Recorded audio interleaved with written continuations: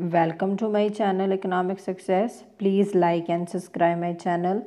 In this video I am going to discuss the very important topic of Keynes. Keynes is an evaluation, not a revelation. First of all, it is very important to know what is evaluation and what is revelation. जो Keynes है उसे हम as a evaluator मानते हैं, as a निरीक्षक मानते हैं। निरीक्षक कौन होता है? जो किसी का निरीक्षण करता है। निरीक्षण क्या होता है कि जो थ्योरी किसने पहले दी थी उसने उसे पढ़ा, उसे समझा और उसके बाद अपने रिजल्ट्स दिए, उसके बाद उसने अपनी थ्योरी बनाई। रेवोल्यूशनर कौन होता है? जिसने पहले ही एक नई थ्योरी दी हो, वो किसी और थ्योरीज पर डिपेंड ना हो, उसकी थ्योरी सबसे अलग हो। लेकिन जो केन्स है वो एक एवेल्यूएटर है। एवेल्यूएटर क्यों है? क्योंकि उसकी जितनी भी थ्योरीज हैं वो किसी और ने पहले दी हुई थी। पहले और इकोनॉमिक्स ने उसके टॉपिक्स के बारे में बात की हुई थी, लेकिन वो रेवोल्यूशनर नहीं है क्योंकि जो उसकी थ्योरीज है कोई भी नई थ्योरी नहीं है, क्योंकि उसने जो पहले वाले इकोनॉमिक्स के कॉन्सेप्ट थे उन्हीं कॉन्सेप्ट्स पर उसने अपनी थ्योरीज दी है। सो फर्स्ट ऑफ ऑल हम देखेंगे इसके रीजंस क्या हैं। केन्स को एवेल्यूएटर क्यों माना जाता है? इसके रीज़न, फर्स्ट रीज़न है केन्सियन थ्योरी इज़ नॉट ओरिजिनल। जो केन्स ने थ्योरीज दी हैं वो ओरिजिनल नहीं है। ओरिजिनल इन द सेंस कि वो थ्योरीज पहले किसी और इकोनॉमिक्स ने दी हुई थी, उसके खुद की डेवलपमेंट नहीं है, उसकी खुद की कंस्ट्रक्शन नहीं है, उसकी खुद की थिंकिंग नहीं है। लेकिन उसने क्या किया, पहले वाले इकोनॉमिक्स के कॉन्सेप्ट्स पढ़े और समझे, देन उसने अपनी थ्योरी बनाई। देन वो क्या बोलते हैं कि जो इसने अपनी जर्नल थ्योरी में लिखा है वो इकोनॉमिक्स ने पहले ही डेवलप किया हुआ था, पहले ही उन कॉन्सेप्ट पर बात की गई थी। इसलिए जो केन्जियन है उसने थ्योरीज़ को ओनली मॉडिफाई किया है, जस्ट उन्हें एक नया रूप दिया है, ना कि उसने कोई नया कॉन्सेप्ट डाला है। सो अब हम इसके प्रूफ देखेंगे कि कैसे उसने किसी और इकोनॉमिक्स के जो थॉट्स हैं, जो उनकी थिंकिंग है, जो उनकी थ्योरी है, उसे उसने कैसे यूज़ किया। तो पहले हम देखते हैं कि मेरे पास है नेम ऑफ कॉन्सेप्ट, कौन कौन से कॉन्सेप्ट उसने किसी और इकोनॉमिक्स के लिए, और देन हम देखेंगे कि वो कॉन्सेप्ट पहले किस इकोनॉमिक्स ने दिया था। तो आप देखिए हमारे पास है, पहला है psychology law of consumption. It is very famous law of Keynes, जो हम सभी अपनी बीए की बुक में, अपने एमए की बुक में पढ़ते हैं। वेरी इम्पॉर्टेंट, जिसमें हम कंजम्पशन फंक्शन के बारे में भी पढ़ते हैं। लेकिन ये जो कॉन्सेप्ट है वो पहले किसने दिया है? जो Bernard Mandeville, T Malthus, J A Hobson, Karl Marx and Major Douglas. तो इससे हमें क्या पता चला कि हम तो पढ़ते हैं कि ये जो लॉ है वो सिर्फ केन्स ने दिया है, लेकिन इसके पीछे कौन है वो हमें पता नहीं।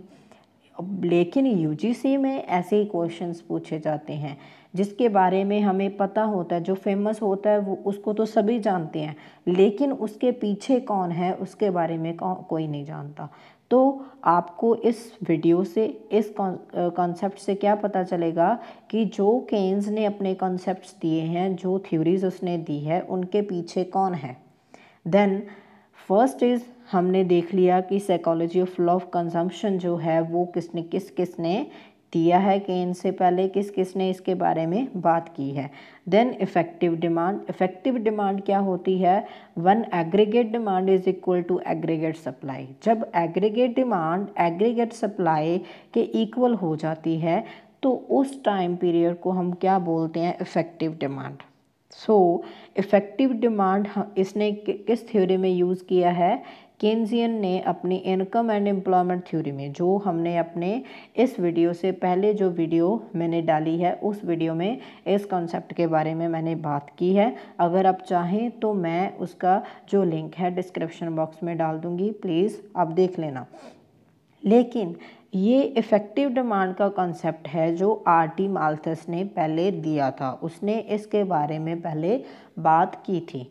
देन मल्टीप्लायर, ये भी आप सभी जानते हैं, जो मल्टीप्लायर है वो भी केन्स का काफ़ी फेमस जो थ्योरी है मल्टीप्लायर जो है।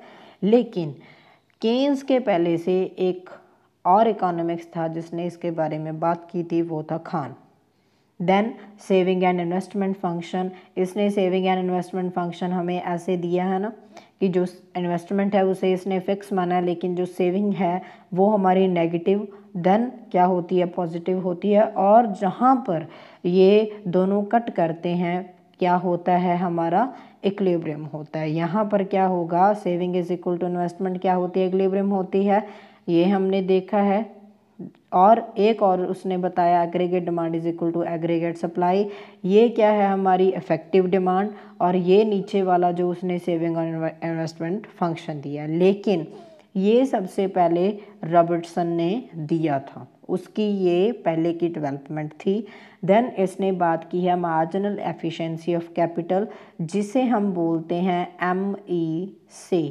मार्जिनल एफिशिएंसी ऑफ कैपिटल क्या होता है कि हमारी जो कैपिटल है उसकी जो वैल्यू कितनी है, जैसे कि हम बोलते हैं ना 1 रुपीज़ की वैल्यू कितनी है, अगर हमने $1 लेना है तो कितने रुपीज़ देने पड़ेंगे, तो वो क्या है, हमारी कैपिटल की क्या है, एफिशिएंसी है, उसकी समर्था है। लेकिन ये कॉन्सेप्ट भी पहले इरविंग फिशर ने दिया था। देन लिक्विडिटी प्रेफरेंस थ्योरी, जिसमें हम किसके बारे में पढ़ते हैं, प्रिकॉशनरी मोटिव के बारे में, स्पेकुलेटिव मोटिव के बारे में पढ़ते हैं ना। तो इस थ्योरी को भी पहले प्रोधोन और नटविक्सल ने दिया था। तो यहाँ से आप समझ गए होंगे कि जो कॉन्सेप्ट इसने दिए हैं वो पहले ही बहुत सारे इकोनॉमिक्स ने दिए हुए थे। इससे पता चल गया ना कि जो केन्स है वो क्या है, एक एवेल्युएटर है, उसने किसी और की चीज़ को एवेल्युएट किया। जैसे कि हमारा टीचर क्या करता है, हमारे एग्ज़ाम जो होते हैं उन्हें क्या करता है, एवेल्युएट करता है। लिखा किसने है, स्टूडेंट ने, लेकिन एवेल्युएट किसने किया, टीचर ने, मार्क्स उसने दिए। उसी तरह केन्स ने किया, किसी और का पेपर था, किसी और की चीज़ थी, उसे उसने पढ़ा समझा और उसके बाद अपने रिजल्ट दे दिए। Okay, then next is, but जो उसने थ्योरीज दी है ना, वो उसने एक सिस्टमेटिक थ्योरी दी है। लेकिन जो केन्स था वो एक फर्स्ट इकोनॉमिक्स था जिसने जो भी कॉन्सेप्ट दिए हैं वो सिस्टमेटिक वे में दिए हैं, कि पहले हमारा कंजम्पशन फंक्शन आएगा, फिर हम देखेंगे कि कंजम्पशन फंक्शन हमारा क्या है, देन हम इक्विलिब्रियम को देखेंगे, एग्रीगेट डिमांड के इक्वल एग्रीगेट सप्लाई कैसे होती है, फिर हम सेविंग फंक्शन देखेंगे कैसे इक्वल होता है। तो उसने सभी जो थिंग्स हैं, जो सभी कॉन्सेप्ट्स हैं, उन्हें क्या दिया है, एक सिस्टमेटिक वे दिया है, एक तरतीब में लिखा है। तो इसलिए जो एक प्रोफेसर हैपलर हैं उन्होंने उसके लिए एक बहुत अच्छी बात की है, क्या बोला, the work of great artist remains great even if he uses well known tools and techniques. क्या बोलते कि एक ग्रेट आर्टिस्ट का वर्क हमेशा ही ग्रेट रहता है अगर वो वेल नोन टूल्स और टेक्निक को बहुत अच्छे से यूज़ करे। वेल नोन क्या होते हैं, जो सभी को पता है, जैसे कि ये कॉन्सेप्ट हैं ये पहले सभी को पता थे, लेकिन उन्होंने इनके बारे में कोई सिस्टमेटिकली कोई बात नहीं की कि कैसे होता है, क्या कब कब क्या होता है, तो उसके बारे में उसने बात नहीं की है। बट केन्स ने उसे एक सिस्टमेटिक वे ज़रूर दिया है। तो केन्स जो है वो क्या हो गया, हमारा एवेल्युएटर, रेवोल्यूशनर नहीं है। रेवोल्यूशनर तब होता अगर वो कोई न्यू थ्योरी देता जो किसी ने भी पहले नहीं दी है। So thank you so much. Please like and subscribe my channel. I hope you understand the whole concept.